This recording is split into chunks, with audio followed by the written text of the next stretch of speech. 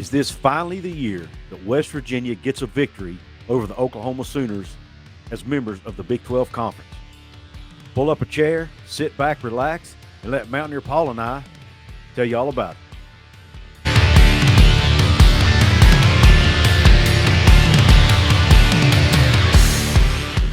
What is up, college sports fans, Big 12 fans, and fellow members of Mountaineer Nation? This is Coos. Welcome in to another edition of Coos' Corner. So pull that chair up and let Mountaineer Paul and I serve you up this shot of top shelf college football content. If that's the kind of content that you like, you need to hit that red subscribe button. If you haven't yet, please give me the thumbs up on this video. Please share it out with all of your college sports loving friends. And last but not least, drop a comment below and leave Paul and I your score prediction for the Oklahoma-West Virginia game coming up this Saturday, November the 12th at 12 o'clock p.m. Eastern Time, kicking off on FS1. The 5-4 Sooners are traveling in to Morgantown to take on the 3-6 West Virginia Mountaineers. Paul, give us your initial thoughts on this game, my friend. Well, it's a winnable game. I know a lot of us are down on the program and say the program, but you and I talked before the camera started rolling. We do feel like this is a winnable game. This is not your 3 to 4 year ago Oklahoma Sooners, and when we had Will Greer in 2018, we scored 55 on them and still can't beat them. It's not that team. They're still really good on offense. You're going to see a lot of similarities there, but they're not as opportunistic and don't have quite the athletes they usually have on defense, which I think we can move the ball on this team. This is probably, outside of us, one of the next to worst defenses in the conference. So, I mean, there's definitely hay to be made. Yeah, absolutely. I totally agree. If there's been a year, and I actually was saying this before the season even started, if there's a year that we can beat Oklahoma, it's this one, because I expected them to be down a little bit. I didn't expect them to be down as much as they are, but I knew they'd be down a little bit, bringing in a whole new coaching staff, changing the culture, the whole bit. But that being said, I didn't expect West Virginia to be where they are either. So I'm still concerned about the game, but at the same time, I do think it's winnable, like you said. Real quick, let's look at the odds of the game real quick for listeners out there who might be interested in that. The ESPN matchup predictor has Oklahoma favored to win with a 58% chance, West Virginia with only a 42% chance to win. Then when you look at the Vegas odds, Vegas has Oklahoma at -8, so an 8-point favorite, with the over-under on the game at 67 points. So, Paul, real quick, man, what do you think about – are you surprised by that 8-point spread, or do you think that's about right? No, that's about right. I think outside of a couple games, we've had a bunch of close losses. And if you were going to throw some odds on how West Virginia was going to play, usually it's a close loss. I mean, the Iowa State game was that was a really close game going into the fourth quarter. And had our offense performed any at all, it would have been a very close game throughout. I don't think, if we'd scored the ball a couple of times, I don't think Iowa State goes on quite the run they did in the fourth quarter, and that's probably a closer game. And then TCU was obviously a close game throughout. And we've had those kind of games all year. And it seems like, outside of Tech and Texas, that's been the case. That's been the calling card for the season. So not too surprised at all to see that. Yeah, I agree with that. And, I mean, it's a little telling to me on the state of the program when we have a 5-4 team coming into Morgantown. And we're at home, yeah. And, we're home, and yet we're still 8-point underdogs. So, but that being said, West Virginia at home versus West Virginia on the road, two completely different football teams. I mean, we beat Baylor at home. We gave who's now the number 4 team in the country, TCU, everything they could handle at home, and actually had a chance to win that game with less than 5 minutes to go. And so, I mean, at home, this West Virginia team is just completely different. Now, before we get further into this video, I want to do something. I'm totally getting off track here, but I've been wanting to do this. I've seen a lot of talk on social media. I'm going to be at the game Saturday, and at least that's the plan. And I got a feeling there's going to be a lot of boos coming out for Coach Brown. And I really don't like boos in the stadium. I don't like booing your own team. I know the boos are for the coaching staff or for the coach, but guys, the players hear that stuff. And how do you think the players feel when they hear the crowd booing? So I'm asking Mountaineer Nation, please don't boo this Saturday at the game. I understand you get frustrated. I know the state of our program is not in a good place right now, but please don't boo. I just don't think it's a good look for us. we're known to be passionate fans, and that's great. But let's not take it too far. And I've even seen some rumors that there might be some people flying planes over the stadium with Fire Neil Brown banners on them. That's the way. That's just going too far, man. That's not a good idea. The players are going to see that stuff. It's bad enough that we're negative on social media. We don't need Yeah. to do it at the game inside the stadium. We're there to support the guys, support the team, and cheer them on. And let's do that and keep it positive inside the stadium on Saturday, please. That's my rant and my request to Mountaineer Nation. Can I touch on that one real quick too? Absolutely. I think I have a good point as well. Absolutely. Oklahoma, obviously one of the blue bloods in all of college football. If you were a coach and you can think of a game at home this year that you were going to have a recruiting weekend, bring some recruits in, what game would it be? Be this one. Absolutely. This one. So, to your point, we're probably going to have some high profile prospects here for this game. Don't want them to see that. The stadium is already talked about like it's not going to be full. That's already one strike. But luckily, we have the facilities, the culture. One thing about Neil Brown, he's created a great culture. The facilities, the culture, and the locker room, I think, is still pretty tight knit to overcome an empty stadium in a bad season. Mm-hmm. But you add on boo birds, planes flying over, that's enough to scare about anybody off. So, yeah, completely agree. Great point about the recruits. I meant to touch on that and forgot to. And by the way, it's a true blue game. For those of you who are going, you're supposed to wear blue, and I'm wearing my blue in this show kind of to celebrate that. But real quick, too, before we get too far along, everybody, I would be remiss if I didn't let Paul tell you where you can find him at and about his channel. Oh, yeah. Mountaineer Paul Talks Football. Love it over there. Actually just got the numbers back from YouTube. I was able to grow almost 350 subscribers in a month. Actually less than a month because I started after the Pitt game. So, those of you who already are subscribed there, I really want to thank you guys. It's meant a lot to me and has really added an infusion into my life. So I really appreciate that. But yeah, that's where you can find me at. Awesome. And for you West Virginia basketball fans, Paul and I have teamed up together, do a channel called Hoops from the Hills. We're going to be covering mainly West Virginia basketball. We'll touch on a little Big 12 basketball. So if you want Mountaineer basketball content, we're going to ask you to go to that channel. We're going to I'm trying to keep the football content and the basketball content separate here a little bit. So check us out over there. It's something Paul and I are, we're also very passionate basketball fans. So we want to, and we don't want to let the season go by without touching on Mountaineer basketball too. Because there's a lot to talk about this season. So come check us out on Hoops for the Hills. I'll leave links to Paul's channel and the Hoops for the Hills channel in the description of this video. Now let's get on with this game preview because I know that's what you're all here for. We touched on the odds for the game. Now let's look at the team stats real quick, and I'm going to share the team stats with you as we talk about it. But when you look at the team stats, it kind of tells you the story of the season for both teams. I mean, the numbers don't lie, and you'll see why West Virginia is struggling and why they are where they are, and that's last place in the league. But all right, on the team stats real quick, you got Oklahoma at 33.2 points per game, which is good for 6th in the Big 12, and that's actually good for 24th nationally. So that's how good the Big 12 offenses are this year. West Virginia is 8th in the league at 32.1 points per game. Points allowed per game, Oklahoma 29.8 a game, which is 8th in the conference. West Virginia giving up 34.2 points per game, which is 10th in the conference.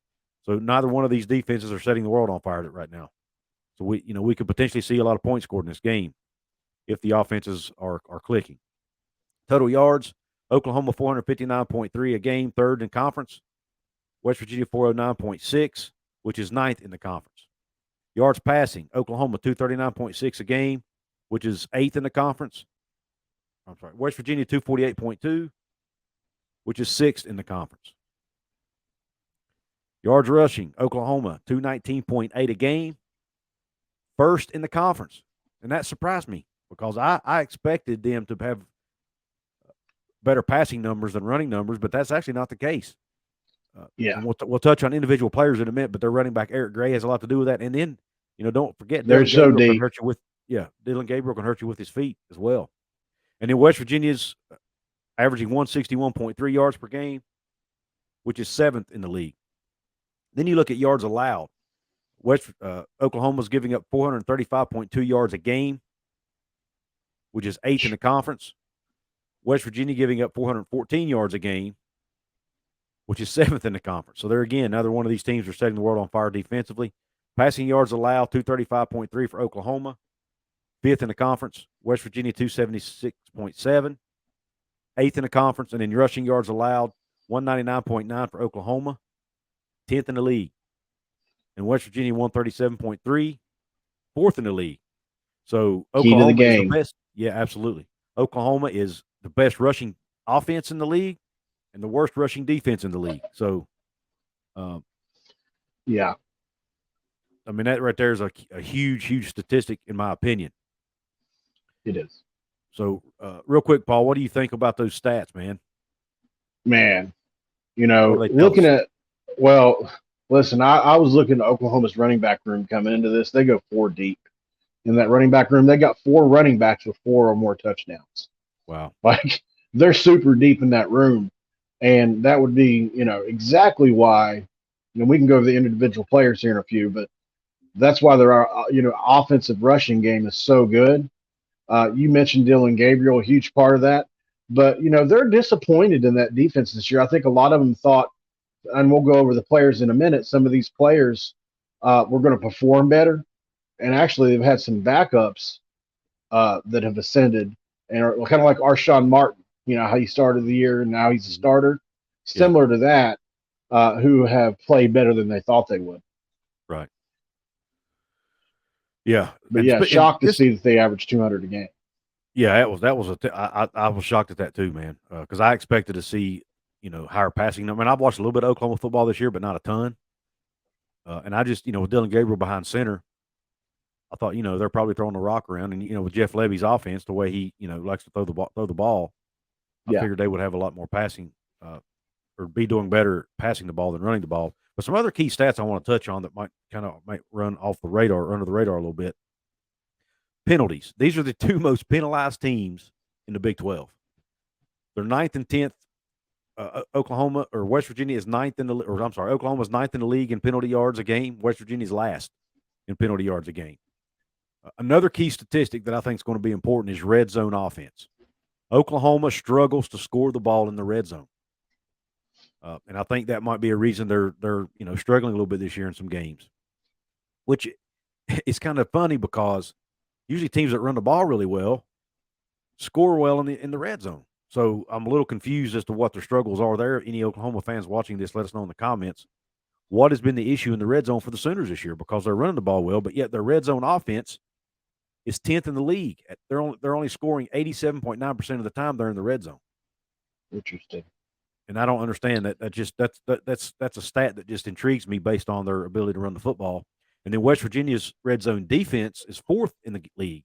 They're allowing scores on 84% of their opponent's possessions inside the red zone. So red zone scoring and running and stopping the run are going to be keys in this game for both teams. And penalties, like I said, the 2 most penalized teams in the league, and that probably explains why they're sitting where they are in the standings right now. Yeah. Not a whole lot of turnovers from each team on defense either. Not opportunistic at all. And I'm sure if we had looked at the turnover differential, I don't know if you have the numbers, I don't, but I'm sure if we looked at turnover differential for each team, which I usually do and I forgot to, I would say both are probably at the bottom of the league. Oklahoma's turnover margin is 1, +1. Yeah, not good. Whereas West Virginia's -4, so even worse. So yeah, another one of these teams take advantage of a lot of turnover opportunities.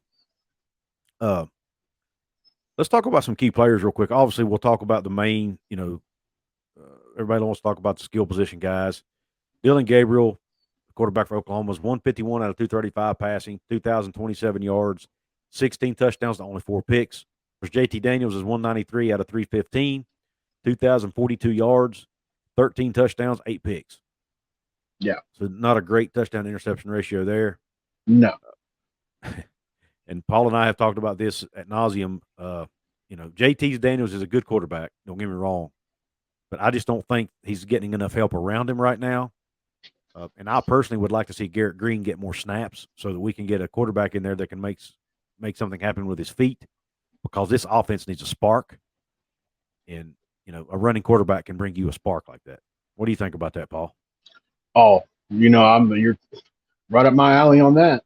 Yeah. I would love to see JT Daniels bench. To be honest, I mean I've been calling for that. But like I've said many times, it's not really because of him. It's not an indictment on him as much as it is as the talent around him.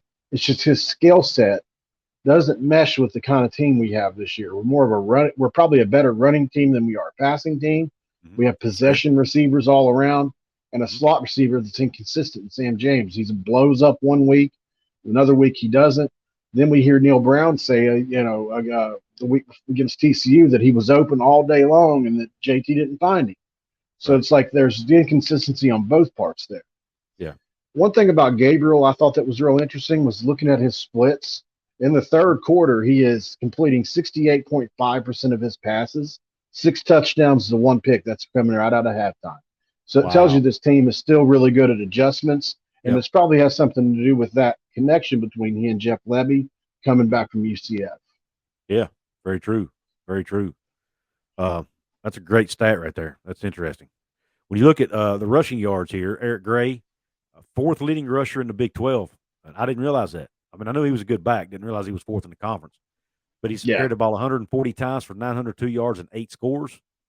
Yep. C.J. Donaldson, the leading rusher for West Virginia. Unfortunately, he's out the rest of the season, but he's still the leading rusher. 87 carries, 526 yards, 8 scores.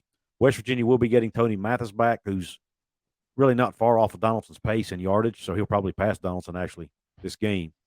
But Tony Mathis will be back, and then we have Justin Johnson as well that will be carrying the ball some for the Mountaineers.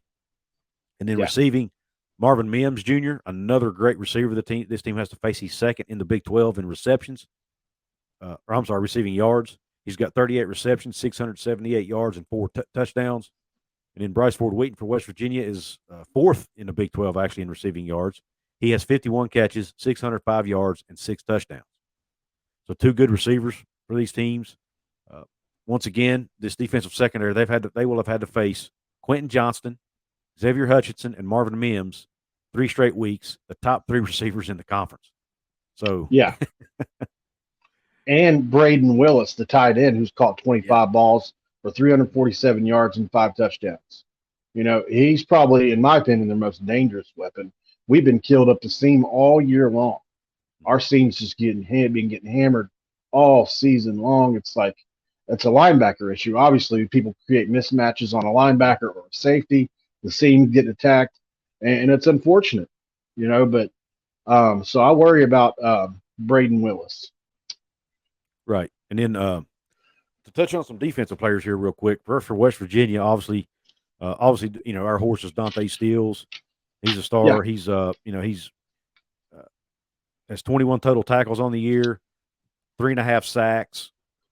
So he's doing really having another solid year. But really with Dante, his stat line may not blow you away all the time because he gets double teamed a lot, and he does. Him being double teamed allows for his teammates to make plays, which has allowed people like Jordan Jefferson, Sean Martin that you mentioned earlier to make some plays, and it's allowed Lee Koba to come up from the linebacker spot. He's our leading tackler this year with 58 total tackles on the year. Also has a couple sacks. So he flies around a lot. Now, Koba's had some struggles in the passing game. He's gotten burned a lot. You were mentioning that earlier. But he does fly to the football. I love his energy. I love, he's fast. Yeah. He can get to the ball. He can only get better. Absolutely. Absolutely. And, he came from a junior college, spent a year or two at Syracuse, didn't play a lot, went the JUCO route, tore it up at the JUCO level, came back to the Power 5 level to play for West Virginia. And I think next year he has a potential to be an absolute stud because I think the physical ability is there. I think he just needs to get more comfortable in the offense. And over time that will happen. He's out of position a lot, but he's got the speed to recover to make up for it. So that's kind of the two. And of course, our defensive secondary is going to be key in this game. Hopefully, Charles Woods will be healthy. In his press conference earlier in the week, Neil Brown said he was questionable. I think he said questionable. So Charles Woods makes a huge difference, man, on our defense back there. He's a lockdown corner, but he's battled injuries all year. Has missed most of the season already with injuries, and just can't stay healthy. Yeah, I'd almost rather saw him just redshirt, you know. Yeah. But I'm sure he's probably got his eye on the NFL. His measurables and everything. When he goes to test, I have a feeling he's going to test really well. I think Charles Woods is going to be a starting quarterback in the NFL. I believe that in my heart. Yeah. I think he has the ability to do it. But durability is very important. So hopefully these injuries, this string of injuries he's dealing with right now, won't hurt his draft stock. Real quick, who were some key defensive players on the Oklahoma side, Paul, that you want to touch on real quick? Well, this is a defense that's 111th nationally, which is not good. They've allowed 35 touchdowns, 3,917 yards, close to 4,000 yards they've allowed. Ethan Downs was somebody, I think he's a sophomore, 6'4". I was talking to a guy on Mark Rogers' show the other day that said, he was looked upon as supposed to be an impact player this year, even though he's only a sophomore. Apparently he has an abundance of talent, and he just hasn't quite grown into that yet. Maybe hitting that sophomore wall, which you hear about a lot. But Jalen Redmond has been a guy for them that has really stepped up. And then also the defensive end Grimes, who has 4 sacks on the defensive line. Stussman at the linebacker spot's been really good with 40 solo tackles, 77 or 70 overall. Yeah, 77. I think. And then they go really deep at the defensive back spot with Davis, Bowman, Key Lawrence, who I think is probably the best player in that secondary. He's got 25 tackles, 2 forced fumbles and interceptions, and 3 passes defended. And then I think there's just a lot of that. The Venables defense is just so hard to learn. I think that's a lot to do with it. They've had to simplify a lot, similar to us. Mm-hmm. And obviously they've been gutted. Talking to him, I asked that guy yesterday at Mark Rogers' show about their defense, and he said, the offense got all the pub, but the defense got gutted too in the transfer portal. So yeah, absolutely. And they lost a couple of their better all-time players in the last 6-8 years on the defensive side, on the linebacker spot. So and the safety spot. So they've, like us, attrition. And when you get gutted like they did, they lost a lot of 4- and 5-star talent. You go start hitting, you lose 4- and 5-star talent, and you got to replace that with JUCO guys. Obviously, that's when you're going to see a big difference. Yeah. Oh yeah, absolutely. And all right, now let's move over, Paul, and talk about our keys to victory for each team. For me, for West Virginia, it's and we can touch on either one of them. But for West Virginia, I think here's the keys. I think number one, they need to get pressure on Dillon Gabriel, and I think they can, because another interesting stat I found is Oklahoma is 8th in the Big 12 in sacks allowed. They've given up 18 sacks this season already, so they are prone to give up sacks. So I think West Virginia, I would like to see Jordan Leslie dial up a little bit more pressure than he normally does. Now, you do that, you're at risk of leaving your corners on an island sometimes. We know that. But if he can dial up some pressure and get some pressure on Dillon Gabriel. Now, Dillon Gabriel, I'm not saying, he's probably not going to turn the ball over, but if you can get some sacks on him and keep him contained in the pocket. And then on the offensive side, Oklahoma's only 9th in the conference in sacks, on their side. So they've only sacked the quarterback 9 times defensively. Interesting. So West Virginia's offensive line should be able to keep JT Daniels clean and allow him to make some plays in the pass game. So hopefully he can take this, I don't even think it's questionable, the worst performance of his career that he had last week, and turn around and have a good performance this week against the Sooners. And I think the offensive line should be able to give him the time to do that, because our offensive line has, in my opinion, has done a pretty decent job keeping him clean this year. But I think those are 2 big things. I think getting pressure on defense for West Virginia, and then keeping JT Daniels clean on the offensive side are going to be key. And obviously, I say this every time: West Virginia needs to be able to run the football, because when our offense doesn't run the football, we are absolutely stagnant. Yes. So if they can't establish a running game, and I think having Tony Mathis back this week should help with that from a leadership perspective. Justin Johnson played well last week. He He just did. didn't get much help. But having Tony Correct. Mathis back and having that extra leader on the field is crucial, in my opinion, especially for a team that's facing adversity. And for Oklahoma, my keys for Oklahoma, then I'll let you give your keys. But my keys for Oklahoma is basically the same. They need to run the ball well, but I think most importantly for them, making plays down the field. I think if Oklahoma can make some big plays down the field with Marvin Mims, and that Gabriel Mims connection, I think they would be able to, because West Virginia has shown that they will give up some big plays. And that tight end you mentioned earlier, making some plays down the seam to him, I think that'll be important for Oklahoma to do. And then Oklahoma needs to score the ball in the red zone offensively too. They need to pick up and improve red zone offense and defensively. I think they need to shut down West Virginia's running game. If they can shut down West Virginia's running game, I think they win the game. I think if they can keep West Virginia's rushing under 100 yards, Oklahoma wins this game. Now, what are your keys to victory? Yeah, I mean, we're not going to be too far apart on a lot of this. Similar to the Texas Tech game, I felt like going into that game, time of possession is going to be a big deal. And this is not Texas Tech's defense. Texas Tech has a very good to underrated defense. Oklahoma ranks 10th for a reason in rush defense. Feed Tony and Justin the ball, control the clock, control the clock, control the clock, Yeah. control the clock, control the clock. We have to control the clock in this game.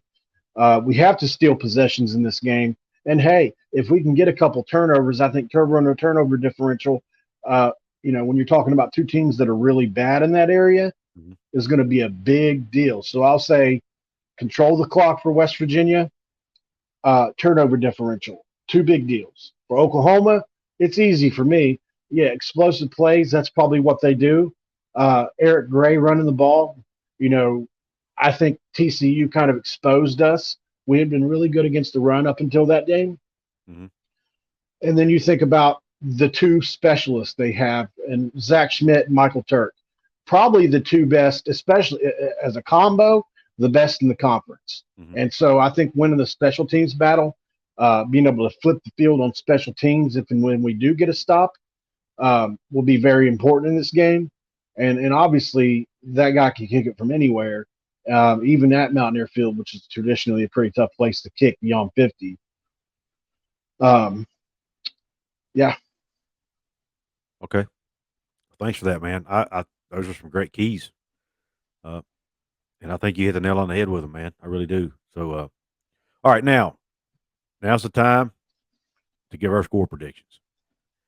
Mm-hmm. What do you think? I'm gonna let you go first, Paul. What do you think? What is your score prediction for who wins first off, obviously, and then by what score do you think they win by? I'm going to go with my heart on this one. I'm going to say the Mountaineers figure out a way to do it. 40-37. They rally behind Neil Brown. I think it's not only just us, but I think even the players feel bad for Neil and what he's had to go through. It's been rough, and I'm not saying he hasn't earned some of that, but he certainly doesn't deserve it. He's such a good dude, and he's been such a good guy for our team. I would love nothing more than to see him win out and be successful at West Virginia. I get a little bit emotional talking about it because it means so much. But so I really hope that's what happens. And I'll say 40-37 Mountaineers. I think we control the clock. But, we're probably not going to be able to stop them. So when they do have it, they're going to score. But I think control the clock enough to win. Yeah. Well, I'm picking with my head, not my heart. This is a winnable game. West Virginia can win this game. But this seems like a team to me that is just so I think they've regressed, to be honest with you, from the beginning of the year to now. I don't know why that is. I don't know if it's a mental thing. I don't know if they've so much on the film now that other teams have figured out how to stop us. I don't know what it is, but the team just doesn't seem to be in a good place. It is at home, so that makes me feel a little better. But still, I just don't think this team is going to be able to do what it takes to win. And I hate to say it because I love them, and I hope if we win, I will gladly eat crow. Oh, yeah. I think Oklahoma wins the game 37-27. I think Oklahoma's going to put up some points. I think our defense will play. I think it'll be similar to the Iowa State game. I think our defense will play good enough to win through 2 or even 3 quarters of the game. But I think our offense is going to sputter a little bit at times, and have to give the ball back to them too much, and it's going to wear our defense out. And I think late in the game, our defense is going to be worn out, and they're going to give up some big plays. And I just don't think our offense is going to be able to keep up because they're just too inconsistent. So 37-27 Oklahoma is my prediction. So I think Oklahoma wins and covers. I really hope I'm wrong on this, but hey, time will tell. Time will tell, and one other thing about that too is, man, now would be a really good time for Neil Brown to get one of these monkeys off his back. There's so many stats that go against him. One of them being he's never won how many games in a row, Coos? 3. Right. Never won 3 games in a row. Got to do it. And a lot of people feel like you got to do it to save his job. It starts Saturday against Oklahoma. Yep, absolutely. And monkey off his back to beat Oklahoma for the first time, and for West Virginia to beat Oklahoma for the first time since entering the league. And like he said, his press absolutely. That maybe they don't have the record they normally have, but it's still Oklahoma. They're still a blue blood program, and they've still got 4- and 5-star talent on that team. So it means something. Absolutely, it means something. And I think the guys will come out. I think the guys will come out and play hard. I don't question that they'll have the effort on Saturday. I don't question that they'll come out, fired up and ready to play. I just be straight frank with you. I just think they're better than us, and I'm just being honest. Let me ask you this: do you think if Garrett Green played, would you give us a better chance to win this game, or is it just an unknown because we haven't seen him play? I think it's an unknown to a point, but I do think, yeah, I do, because as we've seen, Oklahoma is not good at stopping the run, and he just gives you another dimension of that running attack, man. And with his the zone read would actually work. What's that? The zone read might actually work. Yeah, the run pass option with a running quarterback might actually work. But yeah, I don't know. Yeah, I mean, I don't know if we have a better chance to win, man. Maybe that's not fair to say. But here's what I think. I think start JT Daniels. He's been your guy. Stick with him. But if you get 2-3 quarters in the game and he's still not performing, I think you make a change, man. I really do. And kudos to some of our media members who questioned Neil Brown on that at the press conference on Tuesday. Our media has taken some heat from some of us about not asking tough questions. They asked some tough questions on Tuesday, and kudos to Brown for answering them. The only thing they ask him questions about JT's health, and he'll say, "Well, you got to talk to JT," but then they don't give JT media availability. So yeah, that's a little bit. That's a little bit ridiculous. But right. So I personally think JT may have some. I think he may be banged up a little bit, honestly, and they're just not saying it, because you can watch him play, and you watch the quarterback that played the first 2 or 3 games of the season till now, it's like a different guy. I mean, it is. And I remember him having that ice pack on his shoulder against Texas, and I think he's got something going on. Sure. So is that an indictment on our quarterback room then? Because that's what it makes me think. I don't think it is. You know what I think it is? I think it's our coach is unwilling to make a change. It's not the first time. You're right. You're right. He is extremely, extremely loyal, and I think at times it's to a fault. That's in coaches and players. Yes, absolutely. And I think, do I think JT Daniels is the most talented quarterback on the team? Yes, I do. But do I think he gives us the best chance to win today? Not necessarily, because like you said earlier, it's a skill set issue, and it's just what he has around him. And the team just needs a spark. And Garrett Green, and it ain't just his ability. The guy plays he plays with so much energy and enthusiasm. His hair's on fire. Yes, and I think this team needs that right now. That's what they need. They need a fire lit under him, and I think Garrett Green is the guy that can do it. And I'll be honest with you. If I'm Garrett Green and I don't get my chance this year, I think I'm leaving and going somewhere else at the end of the season. And I hate to say it, because I'm not asking him to do that. I don't want him to do it. But I'll be honest with you. I don't think he's being given a fair shake. He hasn't been given a fair shake. You're correct. Um, you know, um, I mean, he's had a handful of snaps in his career. Uh, and and the thing is he outplayed JT last week in garbage duty. Yeah, it was garbage duty, but man, he went, just looked so fluid and good. Throw to the back of the end zone looked really nice. Back at the end of the day, look, the backup quarterback is the most popular quarterback on every team's roster, not Yeah, named, Tampa Bay or Green Bay, and even those teams have, you know, people that yeah, detractors that would want the backup. But yeah. um, I truly believe that because I'll be honest, the first couple games of the season, I was on the JT bandwagon, absolutely. Oh, I was And too. if I it's an think injury everybody was. thing, then I've misjudged him and probably unfairly. But I only know what I know, and I can look at Pro Football Focus and it tells me everything I need to know, and it says he's playing like a backup, Yeah, So yeah, until and it's probably dropped. I haven't even looked at it since last week. yeah. I don't. I'm like you. I don't. I don't. I think it might be an injury deal, and if it is, he shouldn't be playing. And I just, last year I defended Coach Brown just with passion against others out there, Voice of Morgantown mainly, about because he preached and preached and preached that Garrett Green should be put in the game over Jarrett Dagey, and I defended that. I said, no, Jarrett Dagey's a better quarterback. Garrett Green's not ready. Garrett Green's not ready. And I think that was true to an extent. But now I look back on it, maybe I was wrong. And then also this year, I definitely think he deserves a chance because we're 3-6, man. What do we at this point? We have nowhere to go but up, right? So Yeah, I just don't know what. Here's my like I said. I think you start JT, and if you see even through the first couple series, if you see he's not himself, take him out of the game. Whether it's an injury, whether it's yeah, lack of performance, whatever, and put Garrett in the game and give Garrett a chance to run the team. You've never given him a chance to run the team. Yet maybe he doesn't read the defense just perfect. Okay, but let the kid go play. Some guys are like Skylar Howard. Skylar Howard was just a winner, man. He wasn't the yeah, perfect quarterback. He wasn't the most accurate quarterback we've ever had. Heck, sometimes he looked terrible throwing the football as far as his accuracy. But the kid won. He was tough.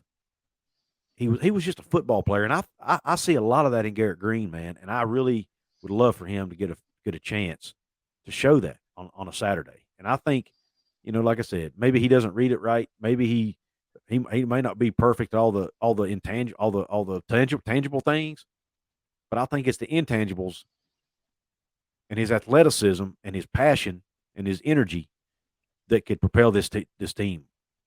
That's just how I feel. yeah. I'm not against it at all, but I mean, if it's up to me and I had my druthers, um, especially if this week is a loss, I'm putting either Nico or Goose in, whoever you think the future is. If it's Garrett Green, Garrett Green, but whoever you think the future is has to start next week if we lose this week. There's no point in throwing JT Daniels out there for a team that's only capable of winning 5 games starting next week. Unless you're just so loyal that you want him to have all the tape he can for the league, which is just ridiculous. But yeah, we'll see That that's after that this that would week. that's putting one player ahead of the rest of the team, in my opinion, Yeah, and the future of the program. yeah, Would it not be? yeah, yeah. But Yes, it would. anyway, And there'll be I don't want to get videos made about it. too. You There will got be that right. videos made about it. Hmm. All right, listen. Uh, we appreciate you guys tuning in. This has been fun. Paul and I always have a fun time chatting it up about West Virginia football. I hope Paul's right and I'm wrong. I hope West Virginia can come out and pull out a victory. I just, I don't have a whole lot of faith in it just by the way they're playing. But just trying, like I said, I'm trying to pick with my head and be realistic here. Yeah, I'm going to be I there do. Saturday, and I hope they prove me wrong. Once again, fans, please be respectful. Please don't be booing. Please don't be yelling "Fire Neil Brown" or any of this garbage uh, while the game's going on or before the game, because players hear it, recruits hear it, and there's going to be recruits at this game. Don't do anything that's going to jeopardize the future of our program. Whether Neil Brown keeps his job or not, we don't need that stuff going towards our players. Uh, They're young men. They're not professionals. But that being said, Paul, you got any parting words? I think you said it well. Show up, show out for the Mountaineers. We're not known as being fair weather fans. That's just not who we are. So I think showing up and showing out if you can, supporting how you can is the best option always. Negativity has a place, but it's rare. I think overall and overarching positivity is the way to go, and supporting our kids, because they are kids at the end of the day. Yep. All right. Well said. Everybody, go check Paul's channel out. Mountaineer Paul Talks Football. Check our basketball channel out. Hoops from the Hills. With that being said, everybody, we appreciate you tuning in. And until the next show, Q Country Roads.